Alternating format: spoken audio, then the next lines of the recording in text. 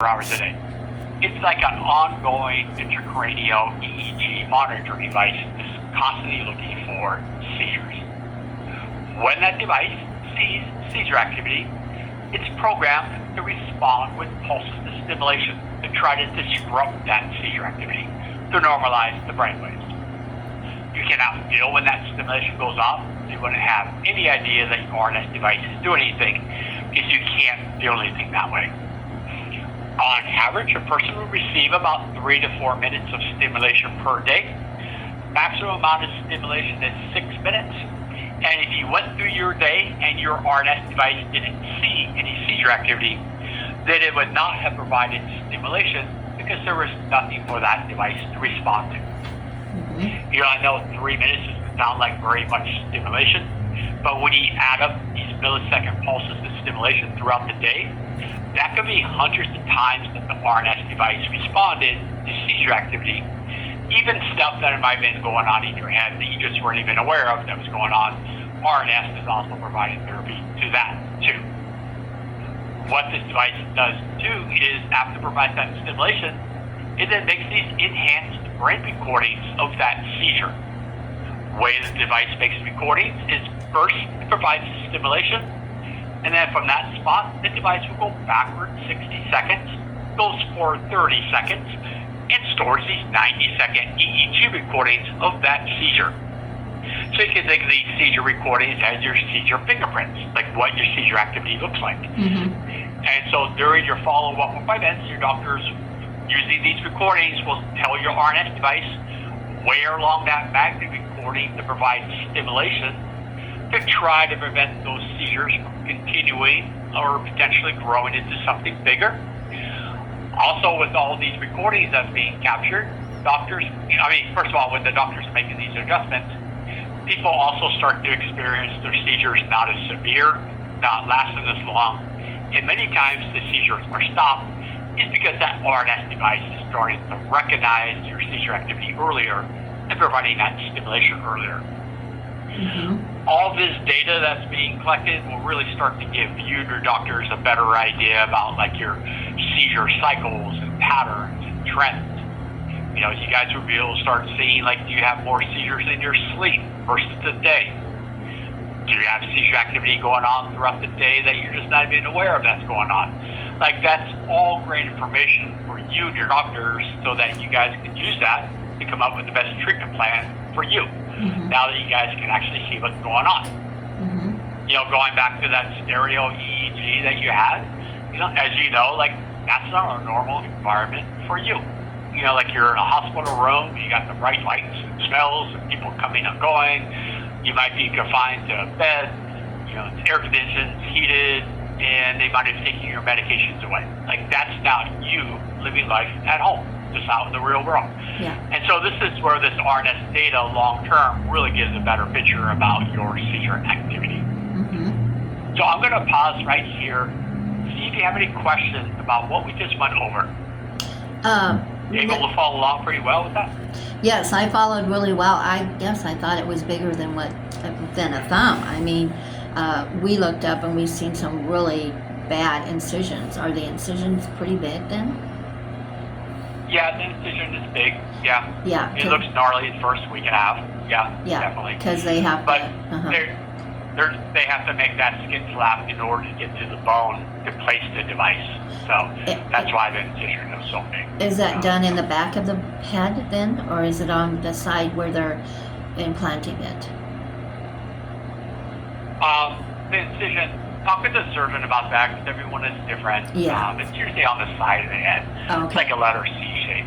So, some people, you might see incisions on the back of the head because they're putting like depth leads or going deeper in the brain, like in the middle of the brain. And so that might be where they like have to go through some burr holes to get, you know, have the robot arm to place those. But if yours on your temporal lobes, they're probably going on just on the side of your head. But we'll go over the surgery incision a little bit more in depth, just a little bit. I understand that what it does. They don't turn it on right away, right? until after your Correct. follow-up appointment in 2 weeks. Yep. And we're going to go over that too. Oh, okay. After. Okay. Yep. When we switch gears to surgery, recovery, stuff like that. Oh, okay. All right. I just had one question is, say if you like bumped your head when you had that, let's say in a couple months after the surgery, does that do anything? Like if you would get a bump on your head, does that do anything to that RNS? Doesn't do anything to the RNS. It's Yeah. just like if you bumped your head right now. Like, yeah, and if you end up getting like if you bump it on a counter or something at work and you get a bump on your head, does that mess with that RNS? No, this is as far as your head. Okay. Just like your skull. Oh, okay. Yeah. Okay. Yep. You'll be saying the same swear words no matter where you hit your head over the. Yeah. Yep. Yeah. It'll be the same. Okay. Yep. All right. So, Okay. So, Yep. continuing on. So, you mentioned, I heard earlier, you guys mentioned auras. Yes. So the RNS system also has this other component. It's a small, round RNS magnet. This magnet is about the size of an Oreo cookie, so it's pretty small and thin. And this magnet is a useful tool. It's not something you have to use. But let's say you're going about your day and you experience that aura. If the magnet is near you, you can take it and you can swipe it over your RNS device, similar to like you're brushing your hair. First of all, when you swipe that magnet, it does not turn stimulation on. But what it does is it tells your RNS device that you want to timestamp that moment and make one of those 90-second brain recordings of that activity.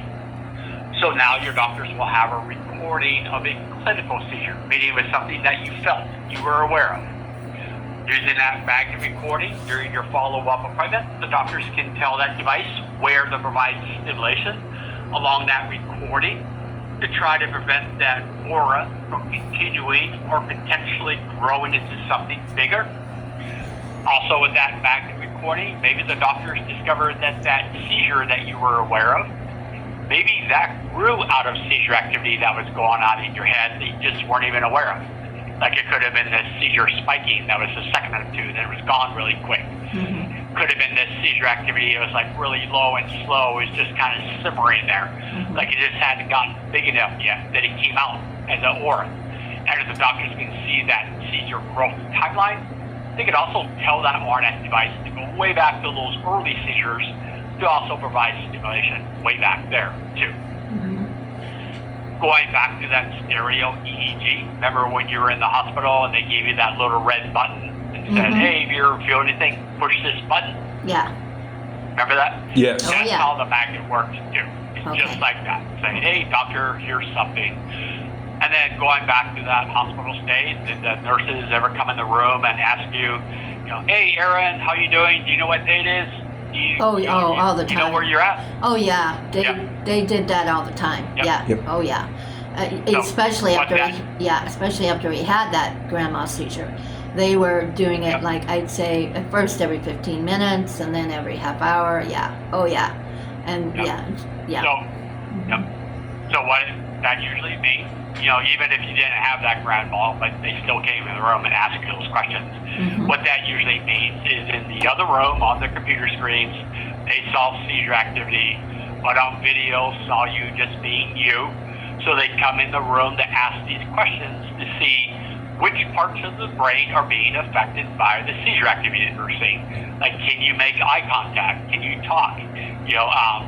Are you aware of where you're at? And so that's that subclinical activity I was just mentioning that a lot of people just don't even know that's going on.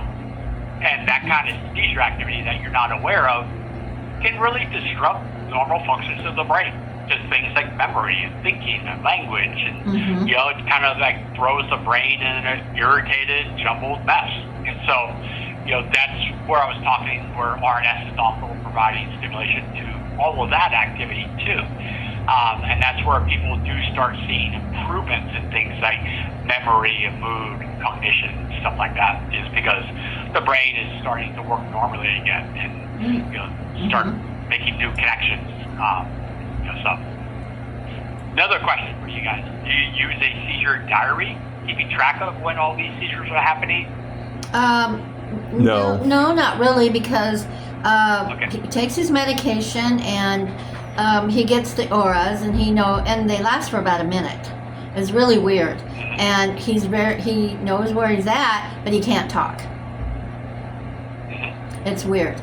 So I would suggest using a seizure diary together with the RNS system, because all these recordings, everything that's being captured, it's not telling the doctors that, oh, here's a seizure Aaron felt, here's when he didn't, this is what he was doing when this seizure happened.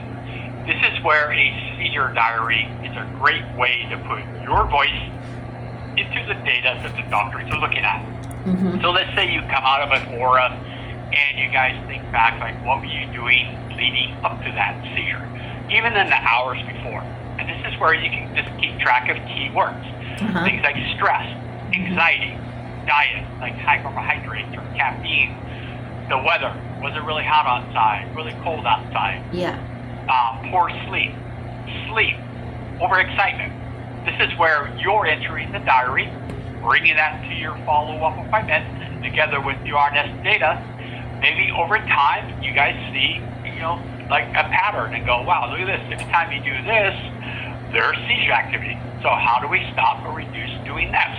Okay. It adds like another layer to your overall epilepsy and wellness care by providing some insights and some correlations to life activities that might be triggering or increasing seizure activity. Kind of allows you guys to be able to adapt and change things in life to try to avoid those triggering, environments. Yeah. I'll share how a diary was really useful for me. This was down in Phoenix, Arizona, where I was living at the time. What we ended up seeing was anytime I was out in that heat for like 100 degrees and above for any amount of time, what would happen is about 2 hours after that, I'd get really tired, fall asleep, and have seizures. Oh. Come out of it, think back, like, what was I doing? And I could just write down the word hot. Mm-hmm. Brought that diary to my appointment, and over time, we discovered that heat stress was a seizure trigger for me. Yeah. So having that information, I adapted my daily activities to start doing everything first thing in the morning to try to avoid the afternoon heat. Or if I was caught in heat, and now I knew I should drink water, electrolytes, try to stay cool, because now I knew heat was a trigger. Yeah. Through that diary, we also ended up seeing that anytime I ate a meal that was like a couple of plates of spaghetti and lots of French bread, like that was my go-to cheap happy meal that filled me up. But about an hour and a half after a meal like that, I'd get really tired, fall asleep, have seizures. Oh. Come out of it, think back, what was I doing? And I could just write down Yes. the word pasta. Yes. Did you know you were Brought that having a diary. seizure then? Well, I knew something happened earlier. Yeah, I okay. knew it was a seizure. Okay. And I just wrote down the word pasta. Yeah. Brought that diary to my appointment together with my RNS data. We confirmed that high carbohydrates was a seizure trigger for me. Oh, wow. So having that information, I adapted my diet to try to avoid meals that was just nothing but carbohydrates. Mm-hmm. So each time I reduced or removed a seizure trigger, as my doctors made adjustments to my RNS stimulation settings for those seizure trigger spots in my brain, what that did was I noticed it lowered my brain's seizure sensitivity, so I was able to kind of like step back some from the next thing that normally would have thrown me into a full-blown seizure. Didn't affect me. For example, like 3 to 4 nights of poor sleep. That was another seizure trigger for me. So through that diary, what we were also able to discover was it wasn't just one thing came along and boom, there was a guaranteed seizure. It seemed like it had to be 2, 3, 4 seizure triggers all coming together for like that perfect seizure storm that happened. So I was able to reduce a few of those triggers that lowered my chance of experiencing seizures. Mm-hmm. So that's how a seizure diary, together with my RNS data, we were able to kind of like pull those together and provided those great insights to allow me to be able to change and adapt some things. Because a seizure diary, again, is like my voice. That's how I felt. The RNS data is objective, like here's the hard facts. Pull those together, and it makes it a lot more like really insightful that way. Mm-hmm. Okay. So, Yeah. so I'm gonna pause, see if you have any questions about like a diary or the magnet. You guys able to follow along pretty well? Yeah, he has a magnet for his vagus nerve that I have one in my purse, and I don't know if do you carry yours? No. No, he doesn't carry his. We've never had to use it. But I keep it in my purse, and I'm pretty much with him all the time. And it's quite a bigger magnet that, you know, if he would go into a bad seizure, I would swipe it, you know. But so I'm familiar with swiping the magnet. Yeah, but remember it's different. VNS magnet swipe turns stimulation on. RNS magnet swipe just tells the device the timestamp. Yeah. Make that recording. It does not turn stimulation on. Okay. Yep. So. Yeah. Yep. Want me to want to switch gears? Keep on going. Talk about the surgery, recovery, stuff like that. I'm pretty familiar with the RNS. I've been reading a lot about it, and I'm writing things down. So yeah, now that the surgery part of it, recovery time, and effects of the surgery, the stitches, do they remove them? Okay. You know, Okay. we can go into that. Yeah, we're both pretty familiar with the RNS. We've been reading a lot about it. Okay. Aaron, what Yes. about you? Like so far, our call's been pretty good. Do you for have any Thank questions, you. Aaron?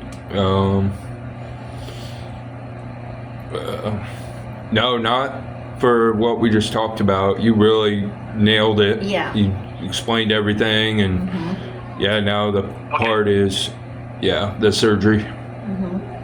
Okay. So let's switch gears. So surgery itself is usually a one-night stay in the hospital. Sometimes a doctor might keep someone in the hospital for 2 nights, but majority of people it is a one-night stay in the hospital. Oh wow. First couple of days after getting home and getting over the effects of anesthesia, you might be tired, have a headache until those anesthesia meds flush out of the body. Pain meds take care of pain the first 3 days, and then usually about day 4 on, majority of people switch to Tylenol to take care of the itchiness, where the nerves are regrowing along the incision site, where the hair is growing out and becomes itchy. Tylenol takes care of that itchiness. Usually about a week and a half, 2 weeks after surgery, majority of people are back doing what they're doing before surgery. Just like any surgery anywhere on the body, the doctors are going to say, don't do anything strenuous, no heavy lifting for like 4 to 6 weeks after surgery, but just getting back to daily life activities. It's really the day you're discharged from the hospital. So recovery from RNS surgery is pretty quick. Going back to your stereo EEG recovery, like once you got home from that, what was your recovery like for that? From the vagus nerve, or what? No, SEEG. Oh, SEEG. Well, he had those 2 big seizures. He was kind of out of it, real tired and kind of confused and stuff. I drove home and he stayed with me for a few days. I kind of just watched him closely, but it took him 2-3 days to really come back to where he was at. Yep. Yeah. So it takes ties into it takes a toll on you. The anesthesia medication. Yeah. And he had no auras. And when Because of the anesthesia. Yeah, and when we went into his appointment to get his stitches out, it's like we told Dr. Arcart he has not had an aura, and it was like a month. He goes, no, you won't have auras because you were on anesthesia. And I thought that was really weird. When you have that. Reason why? Yeah, because you. So the reason why? Sorry. Yeah. So he had all that anesthesia. So he didn't have any auras. So what's the reason for that? Yep. So coming back from like once you got home, like getting around, like getting back to everyday activities, it was fairly quick. Like after a few days. It took him a while. He was kind of unbalanced for a while. He didn't drive for a while. Yeah, he didn't drive. A month. Yeah, it took him a little bit. Yeah. Oh yeah. The reason why I'm asking this is because the recovery from stereo EEG is very similar to the RNS recovery. So take everything that you learn from your stereo recovery and apply it to your RNS recovery. Yeah. Kind of what to expect. So again, you probably got back to, walking, doing the stuff, after a week, you're pretty much, it's recovery, but you also have to remember you were in the hospital for however many days, and it takes sometimes people, so it takes sometimes people, time to like get their energy back, from that being confined to a bed and stuff. So the recovery is pretty quick. Something else that you probably discovered with that stereo EEG, like once you got home, was trying to open your mouth and chew food was sore and tender. Because side of your head, that's where all your facial and jaw muscles are attached. So you're chewing, you're contracting those muscles, and so I usually tell people like plan ahead, like have soft, happy, nutritious foods. Eat when you first come home, yogurt, fruit, frozen smoothies, stuff like that. That really helps the first couple of days with recovery. Nothing worse than coming home after one of these types of surgeries and finding out like the only thing you have to eat is a big bag of beef jerky. Like that would be terrible. So just plan ahead with. So. Okay. So in the operating room, when that RNS device is put into the tray, it's turned on only to record. So there is no stimulation turned on in the operating room. So for the first month, all that RNS device is doing is recording all your seizure fingerprints, like what your seizure activity looks like. Stimulation is turned on about 1 month after surgery. Now that the doctors know what to tell your RNS device to look for, when to provide stimulation, what settings. Doctors, the way they do that is they have a tablet. Attached to that tablet is a handheld wand that you would just hold over your RNS device. Doctor hits a button on their tablet screen, and in about 1 to 2 minutes, all the programming changes get done by that little connection between the wand and the device in your head. You can't feel when any of that stuff is going on, so you'll be sitting there talking to your doctors just like you and I are talking now. After that 1 month appointment, then your follow-up schedule in the beginning is usually every 3 months. Eventually, the appointments can be stretched out to every 6 months and eventually every year, but just kind of plan on, in the beginning, going in to see your doctors every 3 months. Okay. These are just like your normal neurology appointments that you have now, except for maybe the first 15, 20 minutes about RNS. The rest of the appointment is just what you normally see your doctors for now. Okay. We're talking about all this data, like you have to be able to get it from your head to be available to the doctors. And the way you do that is right before surgery, you'll be given your own RNS tablet. This is not a tablet you can surf the internet with. It's just a tool for transferring your data. When you get the data from your head to your tablet, is you also have that same type of handheld wand that you would just hold over your device. You hit one button on your tablet screen that says get data, and in about 2 to 3 minutes, all the data from the head gets transferred to that tablet. We ask people in the beginning, as you're starting your journey, trying to capture all your seizure activity, to try to do that data transfer often in the beginning. A lot of people just transfer their data once a day. It's easier to remember once a day versus trying to set up a schedule like, every Monday, Thursday, Saturday, I'm going to do this. It's just in the beginning, just every day. Maybe first thing in the morning or at night right before bed. Doesn't have to be a set time. If you miss a day or a few sending your data, don't worry about it. It's just, again, building this routine.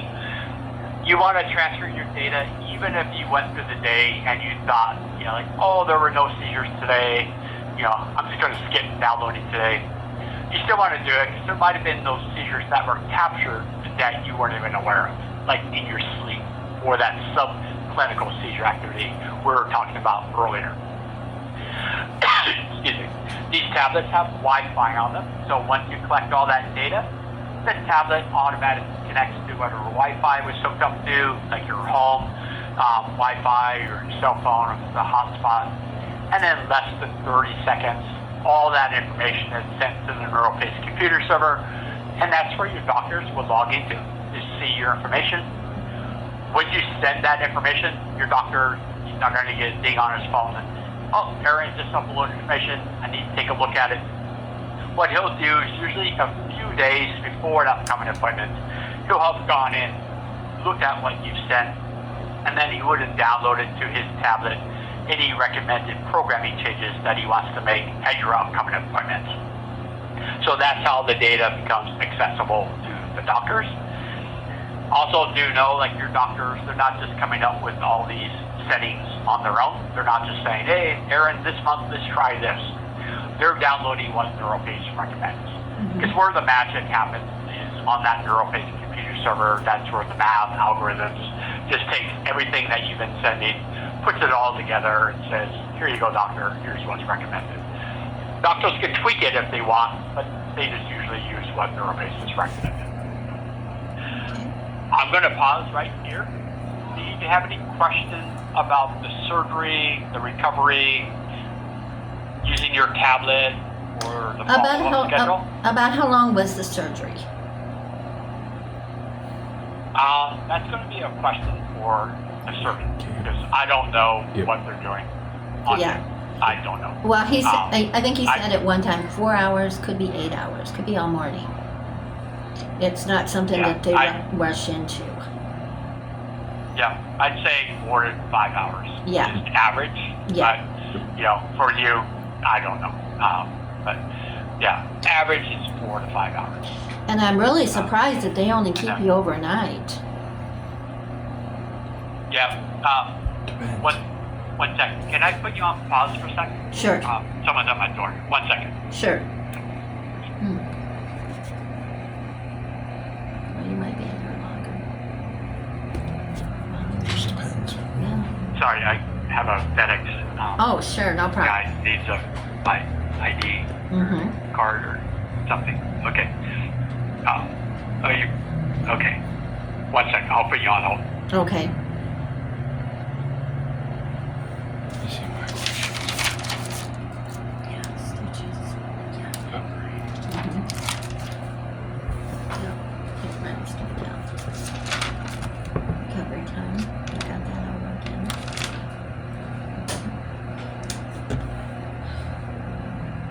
Okay, I'm back. Thank you. Sorry about that. That's So, okay. nothing worse than FedEx driving off. They're not, like, Yeah, if you're expecting doing something. anything. Yeah. They're just like, Yeah. oh my gosh, you gotta wait till tomorrow. Yeah. Yeah. So, but yeah, talk with the surgeons about like how long it takes for you. But Yeah. it's about 4 to 5 hours. Yeah. And one of the reasons why it's just a one-night stay is, I always tell people that, especially if they've been through like prior resection surgeries, that's usually a longer type of surgery. Yeah. And a lot of people think of RNS, like, I went through this myself. You're referring to it as brain surgery. What I've learned through the years is neurosurgeons usually reserve the term brain surgery for resection surgery, laser ablation surgery, where they're going in, they're taking something out of the brain. Surgeons refer to this as a surgical procedure.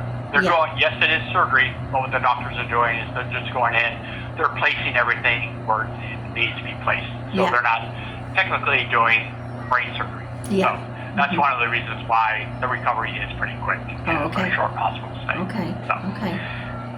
Yep. So, there are no life limitations.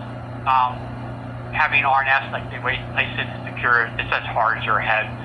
So like in the 17 years of me having it, I've never not been able to do something in life. So no life limitations that way. There is a battery in the device, and the battery lasts just shy of 11 years. So when you're sending all your information over the internet using your tablet, it's also updating NeuroPace in your doctors, like what's your battery level status. So at one of these follow-up appointments, you and the doctors will be discussing a replacement surgery. You'll have plenty of notice, 3, 6, 9 months notice to start planning that replacement. When they replace the battery, they actually replace the device itself. So this is when the neurosurgeon comes back in the picture.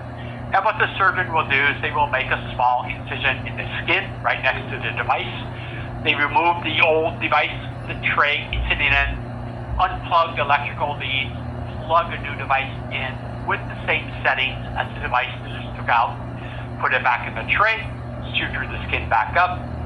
It's an outpatient procedure. It takes about 30 to 45 minutes to do. Checking in the hospital, checking out takes about 5 hours for that. And so that will be in about 11 years for a battery replacement. Okay. Okay. Medications.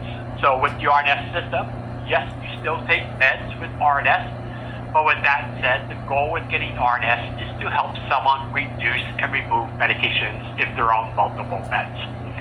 So in the very beginning, doctors usually keep someone on the same levels of medications they're currently on, because what that does with the RNS data is the doctor's the baseline of where you are on your seizure control on your current medications. This is just an example, but let's say you take your meds at 9 p.m. every night, like that's your routine. What should happen with your RNS data after you take your meds? It should show a significant decrease in your seizure activity. Great information for you and the doctors that the medications you're on are at least working for your seizure type. But let's say you take your meds at 9 p.m. and there's really not much of a decrease seen in your seizure activity. Or maybe there's even a slight increase in seizures, because maybe one of those medications is irritating those spots in the brain. Also great information that the medications you're on might not be the right meds for your seizure type. If down the road, if your doctors were to say, you know what, Aaron, after looking at your data all these many months, we actually feel that this medication would be better for you, they would be able to tell within 1 to 2 weeks of looking at that RNS data if a new medication is going to be effective or not. So it can provide some great insights to medication management. Always recommend, like let's say at the second or third follow-up appointment, if you and the doctors haven't discussed medications yet, I always tell people just advocate for yourself. Like maybe at the second appointment, once stimulation's been turned on, just ask like, hey, what about medications? And just have that conversation. Like, you might not start reducing the meds, but at least you can start that conversation. So it's top of mind there. Because as you have probably experienced through the years, these seizure meds, they are not very brain, mind, body friendly. Like, they have a lot of severe side effects. So if you can start reducing and removing some of those, you could possibly have huge improvements in things like thinking and memory and mood and reducing toxicity, reducing brain fog, being more alert. And so that's where, using RNS can really be useful for medication management. My doctor is using my RNS system over the course of 6 months. They were able to slowly reduce and remove 3 medications that I was on that had all those severe side effects we were just talking about. When we started reducing those, they also started me on a new medication, which was Onfi. And once I started Onfi, my doctors using my RNS data, they were also able to see that my brain was okay with Onfi. Like, it wasn't freaking out and saying, like, what the heck is all this stuff? Yeah. And so over the course of 6 months, got rid of those 3 meds. Today, I just take Onfi once a day at a really low dose. I take 15 milligrams at night right before bed. I've been on that same dose for about over 6 years now. Wow. So between my RNS device and my one medication, it's taking care of everything that was going on in my head. So. Wow. That's awesome. Any questions about like medication, the battery? We had talked to him about it, and he says it's a slow process. So we know everything just takes time. We don't want him to start taking him off medications and he starts having these breakthrough grand mal seizures. So we know everything is a slow process, and Aaron knows that, and so we'll accept it.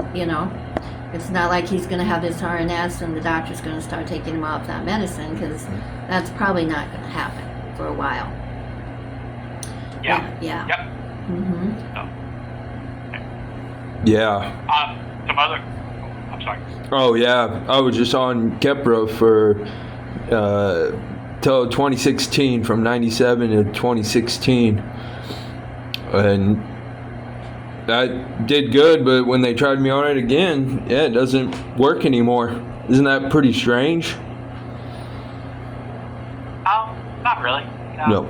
You have, I mean, drug-resistant epilepsy. Yeah. It's Yeah. yeah. You, so no, it's not strange. Yeah, every You- medication your has. body, your brain Mhm. changing. And Yeah. what worked in the past probably won't work now. Yeah. I think the first one that he had talked about was the pregabalin, because when they took him off all his medicines and shut off his vagus nerve and did all the testing back in January, and then after he had that bad, grandma, after they got the 2, they wanted him to have 3, but they said the 2 was enough. It took a lot out of him. They started him back on his medicines. Yeah, they gave him Ativan to get him to come out of the grandma, because he was having a hard time coming back to, And then the first medicine they started him on was pregabalin. And the doctor had said they didn't see no noticeable change in his brain activity. So he said that he knows that's not one that is doing much good for him. But once they got him back on Oxtellar and Briviat and Lamotagine, then he saw different activity in the brain. Yeah. So that's probably the first one they're gonna reduce, because it just didn't. They were watching his brain waves and they didn't see much change. So then they realized that they better start him back on Oxtellar. So yeah. So I think Oxtellar and Briviat and Lamotagine will probably be the last ones. The Lamotagine, if he takes it too soon after he takes Oxtellar, he can have I get blurred he vision. gets blurred vision. Yeah. Yeah. So, and that's a side effect of the Lamotagine. So, yeah. So he kind of explained to us what each medicine covered, So we kind of know. Yeah, he's on some pretty powerful medicines, but So. Oh, okay. I mean, now that you know, RNS will be useful for that. So. Yes. Another question for you: do you have seizures in your sleep? We don't know. Yeah, we don't know. I don't know if he has seizures in his sleep. They did a sleep study on him one time and it didn't show anything. But sometimes he'll wake up and he's real tired. He's real tired and he's really out of it. He doesn't know where he's at. So I'm thinking he might. They don't know. He did at night. So sleep study. So sleep studies, seizures have cycles and patterns. So, when you were having that sleep study, you might have been at the low point of your seizure cycle. There was probably nothing captured, and a sleep study can't really see deep in the brain either, where the seizures are coming from. So this is where RNS provided us great information about seizures in my sleep. We were able to see, that first hour and a half of me falling asleep, last hour and a half before I woke up. That's when I had my largest seizure activity. We also saw I had the seizure spiking going on throughout the night that was preventing me from going through my normal sleep cycles. So my doctor's telling my RNS device, what kind of sleep seizure activity to look for and when to provide stimulation. Using the data, my doctors also had me taking my Ativan pill before I went to bed, because we had months and months and months of RNS data that said every single night I fell asleep, I was going to have a seizure. So we were kind of using the RNS data to be proactive with my rescue medicine. So by doing all of this, it helped me get better quality sleep. I also noticed it helped reset my body clock. So instead of me being wide awake at 1 or 2 a.m. in the morning, I was actually feeling like at 10:30 at night, hey, I should get ready for bed. Today I sleep all the way through the night. When I wake up in the morning, I actually feel like I had a good night's sleep. So that was removing, one of those seizure triggers from that list, that I had. Yep. And then also by getting better quality sleep, also helped my overall well-being. Because now throughout the day, I actually feel, rested and wasn't tired, and I was mentally alert. Yeah. That was huge for, just my overall well-being care too. Yeah. So that was something that we learned with my RNS data too, that maybe you guys discover that too. Yeah. Like you just never really know before. Yeah. So a couple other questions get asked. So travel, you go to the airport, just tell the TSA agent, implanted medical device. You don't have to say what you have, why you have it. They'll just quickly point you to the full rotating body scanner if the airport has one. If not, they'll just quickly wand you. So getting through the airport is really quick and easy. You know, you can, since you have that BNS device in your chest, you can just tap your upper left chest area. I mean, I've never even had to say anything in 17 years of travel. I just tap my upper left chest, and they point me to the body scanner, and it's like through the airport. So yeah, travel is really easy. And then you can have full body MRIs done under certain conditions. And what that means is if you needed an MRI, your doctor is using their tablet, and that wand would put your RNS device into MRI mode to protect it. And then after the MRI, they would put your device back into therapy mode. Yeah. I'd say the biggest takeaway from this phone call is, and you mentioned this before, it does take time to make Yes. these adjustments, Yeah. to gain these insights. Not a device that they turn on at 1 month and say, okay, you're good to go, like see you in 11 years for a battery replacement. Yeah. It takes time to learn about your seizures, your medications, Oh yeah. you know, your Yeah. seizure triggers. You guys can be an active participant in your care that you want, like using that seizure diary. Great way to say, doctor, this is what we were doing leading up to that seizure. Like, could that have been a seizure trigger? Using that magnet, hey, doctor, here's a seizure. Like, here's a recording for that. Because that's going to be able to help you and your doctors be able to put your seizure puzzles pieces together. And once you have all the pieces together, it's like, oh, there's a seizure picture. Like, now we see what it is, what's happening. That's going to be able to help you guys live the life, you know, come up with the best treatment plan for you so that you can live the life that you want sooner by kind of saying, you know, hey, seizures, like, we now see you, see what's going on, feel like it's time for you to move on. Yeah. I know our call sounds like a lot of information, but the way RNS is designed, I mean, it's designed just to be there in the background, doing its thing while you're just living life. You know, remember, we put like a lifetime living with RNS into like an hour phone call. So Yeah. again, it's really easy living with this device. Yeah. And then the fact that you have BNS, like I had my BNS device taken out a long time ago, but I'll share what some other BNS patients shared with me once they got RNS. And this will be a discussion that you're having with your doctors down the road. So you can definitely use both devices together. It's not an either or type of, you know, surgery. So other BNS patients shared, like once they got RNS, they kept their BNS auto stim exactly the same, including the magnet option. Other VNS patients have had their auto stim turned way down or even turned off, but kept the magnet option on. And then other VNS patients have had their full VNS device turned off and just let RNS do its thing. Yeah. So that'll be the discussion that you guys Yeah, have yeah. down the road about both devices. He doesn't have his vagus nerve turned up real high, the lowest setting, because I don't know, when they implanted it, they must have did something that when he has it turned up, it just chokes him. Yeah, it feels like I can't swallow something. Yeah. And yeah. you can tell when that vagus nerve is going off because his voice gets deep.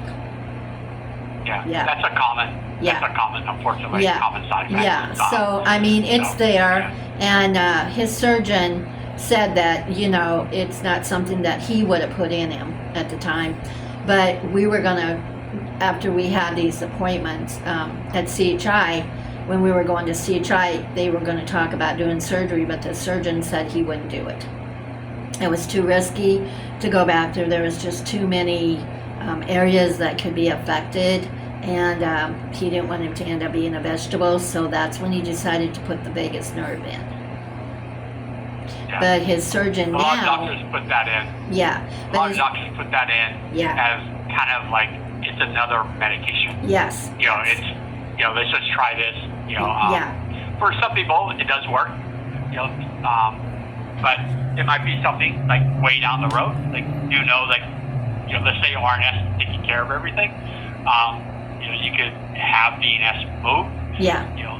They can snip the leads. They can't take the contacts off the vagus nerve, but they can cut the leads like a centimeter from the contacts and then remove everything. Because if you have like a dead VNS in your chest or even just the VNS wire, it prevents you from having MRIs from the upper neck to the upper chest area. Oh, okay. Yeah. Something to think about like down the road. Yeah, we figured once the battery went dead, we'd have it removed. Yeah. Yeah. Mm-hmm. So, okay. Yeah, because Okay. his surgeon that he has now, Dr. Avasias, he said that it's probably not doing much, but that would, like you said, that was the alternative because they weren't going to do the surgery. The surgeon said no, he wouldn't go in there and do it. And I appreciated him telling me that, not just wanting the money and going in and doing that and then messing, and then once you take it out, you can't put it back in. So I really respected him for just saying, I'm not going to do it, because I'm like, okay, Aaron was kind of disappointed, but like I told Aaron, I said, you can take it out, but you can't put it back in. So that's why the RNS is good, because they're not taking anything out. Yep. Yeah.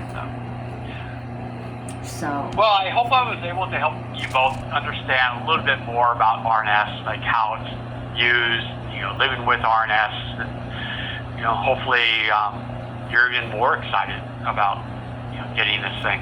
Oh yeah. I've learned a lot just hearing you talk. I mean, I feel like I can just walk right through the procedure because I know everything to expect. Because I'll be with Aaron and I'll be staying with him to help him. So I feel that I know just what you said. Recovery and everything. It doesn't seem like it's, you think going in your brain and putting something in your brain, it's like, oh my God, that's just traumatic. But, the way you explained it, it sounds like just simple, Yeah. So, I mean, it is surgery. Yeah, absolutely. It is surgery. Absolutely. But the recovery, and this is for something that, maybe in a week and a half after surgery, and you're like, you feel like you can climb a mountain. And you just have to take a deep breath and remind yourself. Yeah, that's what he. Hey, I just had surgery. I just need to take it easy. And then Aaron, I would say, first couple of days once you get home, play the surgery card. Just say, "Hey, Mom, frozen smoothie, please, with whipped cream." And if she says no, you can go brain surgery, and then she has to get it because once you're healed, you're not going to be able to keep playing that surgery card. So, work it the first couple of days. Oh yeah, I will wait on him hand and foot. We've already talked about it. I'll stay at his place. Yeah, I'll take care of him. Yeah, I took time off from work and stuff, and he can get whatever he wants. If I have to go out and get it, I'll go get it. So this helped a lot because I was thinking, oh my God, we're going to be in the hospital for a week or so, and this is going to be nice just overnight. That'll be nice. Because our rooms don't have bathrooms in them, which is weird. So if you want to go to the bathroom, you got to go down the hall. And if you wanted to take a shower, you had to go to a different area to take a shower. So I'm really happy about that. But this helped a lot. I really appreciate you spending the time with us because, like I said, I feel like, once we go there, we have a room in Omaha that night, so we'll stay in Omaha. We're a block away, so we don't have to get up and drive. He has to be there at 5:30. And that we found that is good. When he had his SCEG in January, that worked out really good because we did get some sleep, and we didn't have to get up and drive. So we're going to do the same thing, and then we can just kind of relax a little bit and not think about it. And really, we really don't need to think hard on it, because we got everything wrote down that, and I just had a She question. had questions, Aaron. The stitches. Will there be stitches? Like, do they have to take them out or them dissolve? I would say go off of what the stereo EEG, what they use there, would probably be the same that they use. So I don't know what, every surgeon's different. Yeah. Let's see. Dissolvables usually fall out after about 3 weeks. Regular sutures have to usually be taken out 2 weeks, and staples usually have to be taken out after 2 weeks. I would say whatever they use for your stereo EEG, the surgeon will probably use the same for you. Okay. Yeah. I'm just. So my work I do is lawn maintenance. So, you still there? Yeah. Okay. So the work that I do is lawn maintenance. So I'm on a lawnmower.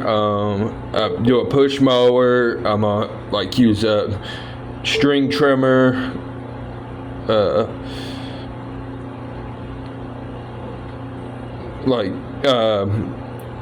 Snow removal, stuff like that. And I work for a big company. I know I got tremors. I don't know if that might make a difference after this RNS, maybe. What do you mean? Make a difference? I don't, I just got bad tremors from,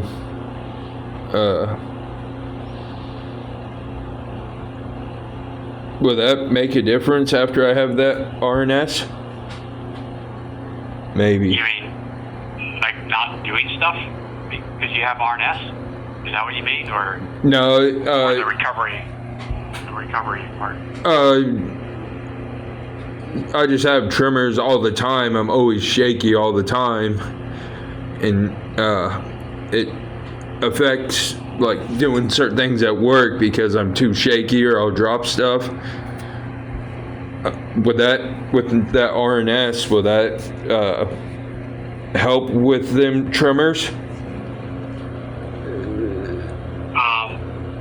I mean, the way RNS is placed and secured, it sits hard as your head, so it's not going to move or anything like that. If the shaking stuff, I mean, I don't know. I don't know. Is it seizure activity or is it, I don't know. But it might be that's where that seizure diary comes in handy. Yeah. Maybe you guys discover, you just jot down, really shaky, approximate time. At your follow-up appointments, maybe the doctors can see if it was seizure activity. I mean, so that's where that diary comes in handy. Okay. It's for that stuff. So, because other than that, what you just shared with me, and you're sharing that with the doctors, but if they didn't have the data, you would say, I don't know, but this is where the data can possibly help you, figure that out down the road. Okay.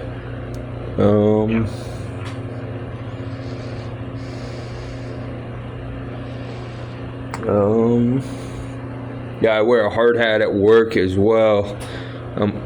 Hopefully when I go back full duty, be able to wear a hard hat with that. Yeah. Okay. So I usually tell people, if they're wearing a helmet or, stuff like that. Uh-huh. I would always tell people, possibly bring that with you when you meet your neurosurgeon. Oh. Just so they can get an idea, where the band is, the pressure. Oh. It would be. Okay. Because that might help them. Maybe they move the device up maybe a half an inch. True. So okay. Yeah, just bring that with you and say, hey, this is what I wear at work. I just want to let you know, and that might help guide them place it just a little bit different. So, yeah.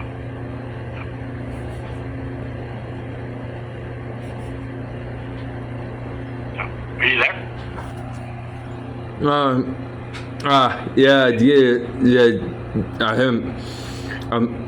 I'm having that seizure, like that aura. That's what happens. That's what happens when I can't do anything. Yeah.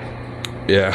Well, why don't we end our call? Okay. You and your mom pretty much know everything that I know about RNS. Yeah. And you're in good shape now.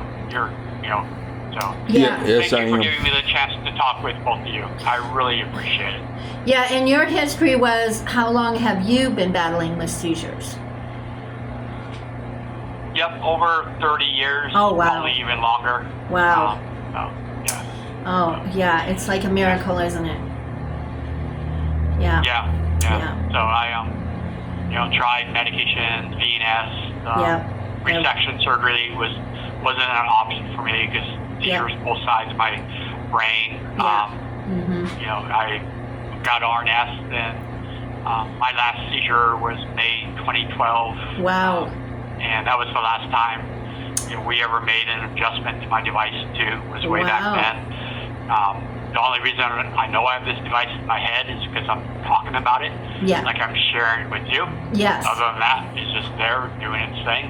Yeah, and you don't even know I it's only there. download. Yeah. Yep, I only download from my head, my tablet, like once a month, maybe once every 2 months. More like a maintenance check, like making sure everything's still working up there. Oh, yeah. Because again, I'm not aware of whatever it's doing. When I see my doctors, it's usually every 12 to 16 months that I see her.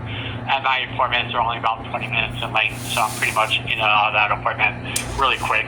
So, wow. Just downloading often for you, just every 3 months, it's just that in the beginning, and you guys are learning. Yep. Eventually, we'll all be stretched out. Today, I just live a normal life. I work, drive, and so, so that's kind of everything that we spoke about today. Yes. I went through myself, how RNS was used, and so that's how it helped me get to where I'm at today. Everything we spoke about today. Oh, that's remarkable. Yeah, that's amazing. Yeah, that's wonderful. Yeah. And there's a lot of people out there that don't want to further it. They're scared. But, you just got to take that chance, I guess. You know what I mean? Because after Aaron had his surgery when he was 2.5, his doctor wanted us to go around and talk to people about having the procedure, because there was lots of other little kids that were having, seizures and the same kind of thing that Aaron, but the families would not do the surgery. Yeah.